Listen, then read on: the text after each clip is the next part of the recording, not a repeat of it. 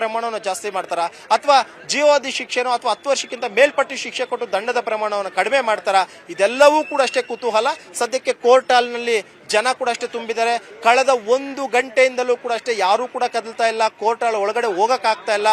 ಆ ರೀತಿಯಲ್ಲಿ ವಕೀಲರಾಗಿರ್ಬೋದು ಅಥವಾ ಪ್ರಾಕ್ಟೀಸ್ ಮಾಡ್ತಿರುವಂತಹವ್ರು ಆಗಿರ್ಬೋದು, ಪ್ರತಿಯೊಬ್ಬರು ಕೂಡ ಅಷ್ಟೇ ಇವತ್ತು ಸಂತೋಷ್ ಗಜಾನನ್ ಭಟ್ ಅವರು ಕೊಡುವಂತಹ ಆದೇಶ ಏನು, ಯಾವ ರೀತಿಯಂತ ಜಡ್ಜ್ಮೆಂಟ್ ಕೊಡ್ಬೋದು, ಒಬ್ಬ ಜನಪ್ರತಿನಿಧಿಗೆ ಯಾವ ರೀತಿಯಾದಂತಹ ಒಂದು ಶಿಕ್ಷೆ ಆಗಬಹುದು, ಯಾಕಂದ್ರೆ ಇವ್ರು ಇನ್ಫ್ಲೂಯೆನ್ಸ್ ಇರುವಂತಹ ವ್ಯಕ್ತಿಗಳಿಗೆ ಇವತ್ತು ಕೋರ್ಟ್ ಏನ್ ಶಿಕ್ಷೆ ಕೊಡಬಹುದು, ಹೀಗೆ ಪ್ರತಿಯೊಂದನ್ನು ಕೂಡ ಅಷ್ಟೇ ತುಂಬಾ ಕುತೂಹಲದಿಂದ ಕಾಯ್ತಿದ್ದಾರೆ. ಇನ್ನೇನು ಜಡ್ಜ್ ಕೂಡ ಅಷ್ಟೇ ಜಡ್ಜ್ಮೆಂಟ್ ಬರೆಸ್ತಾ ಇದ್ದಾರೆ. ಜಡ್ಜ್ಮೆಂಟ್ ಬರೆಸಿದ್ದಾದಂತ ಬಳಿಕ ಅವರು ಹೇಳ್ತಾರೆ ಎಷ್ಟು ಶಿಕ್ಷೆ ಪ್ರಮಾಣ ಅಂತ ಹೇಳ್ಬಿಟ್ಟು.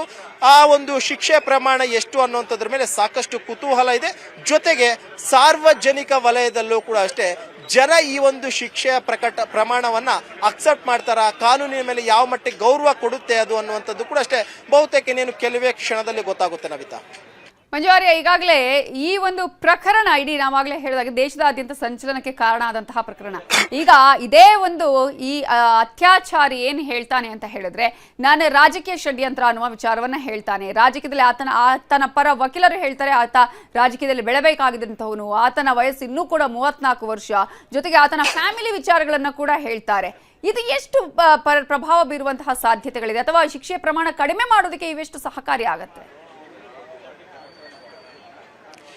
ಖಂಡಿತವಾಗ್ಲೂ ನವಿತಾ, ಯಾಕಂದ್ರೆ ಒಂದಷ್ಟು ಇಂದಿನ ಪ್ರಕರಣಗಳನ್ನ ಗಮನಿಸ್ತಾ ಹೋದಂತಹ ವೇಳೆಯಲ್ಲಿ ಯಾವುದೇ ಒಬ್ಬ ವ್ಯಕ್ತಿ, ಒಂದು ಎಕ್ಸಾಂಪಲ್ ಹೇಳಬೇಕು ಅಂತಂದ್ರೆ, ಒಬ್ಬ ವ್ಯಕ್ತಿಯ ಮೇಲೇನೆ ಇಡೀ ಕುಟುಂಬ ಡಿಪೆಂಡ್ ಆಗಿರುತ್ತೆ.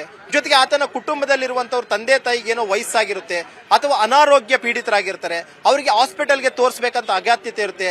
ಈತನ ಮುಖ್ಯ ಅಂದ್ರೆ ಈತನ ದುಡಿಯುವಂತ ಟೈಮಲ್ಲಿ ಅವ್ರನ್ನ ಯಾವ ರೀತಿ ಸಾಕ್ತಾ ಇದ್ದ, ಇಂಥವು ಏನಾದ್ರೂ ಒಂದಷ್ಟು ಸನ್ನಿವೇಶಗಳಿತ್ತು ಅಂತಂದ್ರೆ ಅದನ್ನ ಹೇಳ್ಕೊಳ್ಳುವಂತ ಕಾರಣಕ್ಕೋಸ್ಕರನೇ ಕೋರ್ಟು ಯಾವುದೇ ಒಬ್ಬ ಆರೋಪಿಗೆ ಅಪರಾಧಿ ಅಂತ ಕನ್ಸಿಡರ್ ಮಾಡುವಂತ ಸಂದರ್ಭದಲ್ಲಿ ಒಂದು ಅವಕಾಶ ಕೊಡುತ್ತೆ. ಆ ಟೈಮ್ನಲ್ಲಿ ಅವ್ರು ಹೇಳ್ಕೊಳ್ಬಹುದು, ಹೌದು ನನ್ನ ಫ್ಯಾಮಿಲಿ ಸಿಚುವೇಶನ್ ಹೀಗಿದೆ, ತಂದೆ ತಾಯಿಯನ್ನ ನಾನು ಸಾಕ್ಬೇಕಾಗಿದೆ, ಏನೋ ನಾನು ಮಾಡಬಾರ್ದು ಒಂದು ತಪ್ಪು ಮಾಡಿಬಿಟ್ಟಿದ್ದೀನಿ, ನನಗೊಂದು ಅವಕಾಶವನ್ನ ಮಾಡಿಕೊಡಿ, ಆ ತಂದೆ ತಾಯಿ ನೋಡ್ಕೊಳ್ಬೇಕಾಗಿದೆ, ಅವ್ರಿಗೆ ಹುಷಾರಿಲ್ಲ ಅಂತಂದ್ರೆ ಹಾಸ್ಪಿಟಲ್ ನಾನೇ ಕರ್ಕೊಂಡು ಹೋಗ್ಬೇಕಾಗಿರುತ್ತೆ, ಅವರ ಒಂದು ಇವತ್ತು ಜೀವನ ನಿರ್ವಹಣೆ ಮಾಡುವಂಥದ್ದು ನಾನು ದುಡಿತಾ ಇದ್ದ ದುಡ್ಡಲ್ಲಿ, ಇಂತಹದ್ದೇನಾದ್ರೂ ಸತ್ಯಾಂಶಗಳಿತ್ತು ಅನ್ನಂತ ವೇಳೆಯಲ್ಲಿ ಆ ಜಡ್ಜ್ ಕೂಡ ಅಷ್ಟೇ, ಹೌದು ಈತನಿಂದನೇ ಆ ಒಂದು ಕುಟುಂಬ ಇತ್ತು, ಈತನಿಂದನೇ ಆ ಕುಟುಂಬ ನಡೀತಾ ಇತ್ತು, ಆ ಒಂದು ಕಾರಣಕ್ಕೋಸ್ಕರ ಈತನಿಗೆ ಕೊಡುವಂತ ಶಿಕ್ಷೆಯಲ್ಲಿ ಒಂದಷ್ಟು ಶಿಕ್ಷೆ ಪ್ರಮಾಣವನ್ನು ಕಡಿಮೆ ಮಾಡಬಹುದು ಅಂತೇಳಿ ಜಡ್ಜ್ ಏನಾದ್ರೂ ಭಾವಿಸಿದ್ರೆ ಆ ಒಂದು ಶಿಕ್ಷೆ ಪ್ರಮಾಣವನ್ನು ಕಡಿಮೆ ಮಾಡಬಹುದು. ಅಂದ್ರೆ 10 ವರ್ಷ ಇರುವಂತದ್ದನ್ನ ಒಂದು 6 ವರ್ಷನೋ 7 ವರ್ಷನೋ ಹಾಕಬಹುದು. ಆದ್ರೆ ಇಲ್ಲಿ ಪ್ರಮುಖವಾಗಿ ಪ್ರಜ್ವಲ್ ರೇವಣ್ಣ ಹೇಳ್ತಿರುವಂತದ್ದು ಬಹುತೇಕ ಜಡ್ಜ್ ಅಕ್ಸೆಪ್ಟ್ ಮಾಡ್ತಾರೆ ಅನ್ನುವಂಥದ್ದು ಬಹುತೇಕ ತಪ್ಪು. ಯಾಕಂದ್ರೆ ವಯಸ್ಸಾದಂತ ಅಜ್ಜಿ ತಾತ ಇದೆ ಅಂದ್ರೆ ಪ್ರಜ್ವಲ್ ರೇವಣ್ಣ ಏನು ಪ್ರತಿ ಬಾರಿ ಕೂಡ ಅಜ್ಜಿ ತಾತ ನೋಡ್ಕೊಂತಿರ್ಲಿಲ್ಲ, ಅವರು ಬೇರೆ ಕಡೆ ಇದ್ದಾರೆ, ಇವ್ರು ಬೇರೆ ಕಡೆ ಇದ್ದಾರೆ.